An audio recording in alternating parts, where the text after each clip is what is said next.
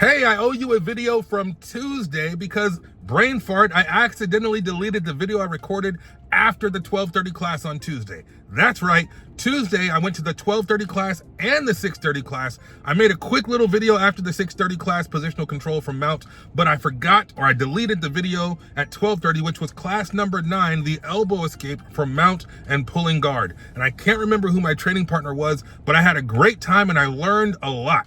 I learned a lot because one of the big takeaways for me from that class was when you're bringing your knee and your elbow together.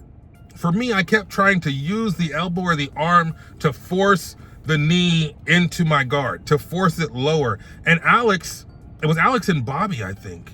Alex told me, don't try to push the arm, don't try to use your frame to push it down, bring your knee up. And son of a biscuit, it was like eureka, the light bulb came on, because it was so much easier when I focused on bringing my knee up rather than focusing on pushing their leg down. I think that's what I did at my old Keep Showing Up because I didn't know any better. I would just kind of try to muscle people into position. And muscling doesn't typically work in jiu-jitsu. Jiu-jitsu is designed to take on a bigger, stronger, faster, more athletic opponent. And if I'm trying to Hercules your leg into the right position, it didn't work. But you know what does work? Physics. You know what does work? Gravity. You know what does work? Getting a wedge or a fulcrum to get is fulcrum the right word? I don't know. To get your knee under that person's knee and get them in the right position. So I had a blast on Tuesday, and I'm sad that I deleted the video, but I remember the big takeaway was bring the knee up instead of trying to push the leg down. Ka-ching! Eureka! And that's the beauty of Gracie Combatives is I have the opportunity, the time, and the reps to figure out why something doesn't work or how to take something that does work and make it better. And even the things that did work for me in the past, if they worked because of strength or size or luck, I actually can dissect why they work and I can figure out how to make them better. So that's the beauty of doing this stuff 2, 3, 4 times is I'm getting better and I'm learning the things that don't work and fixing them and taking the things that do work and making them better. So again, pulling guard is pulling guard. We've done that a bunch of times. There's not a whole lot to tell there. And of course, I don't remember it because it was freaking 2 days ago.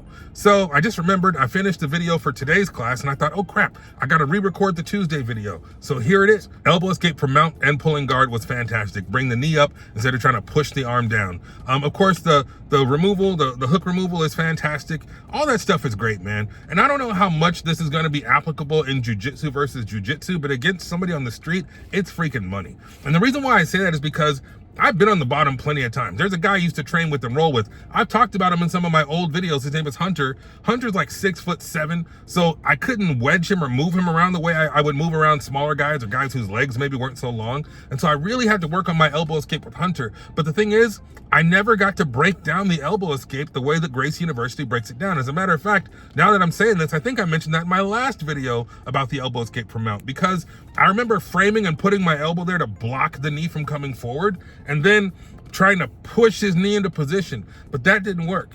It often didn't work, and I often got trapped. I ended up going to my side and kind of bucking a little bit to get out. That was kind of my escape. My elbow escape never worked the way it works here at Gracie University. And it's not because my instructors didn't know what they were talking about, but I don't think they articulated it the way that Gracie University articulates it.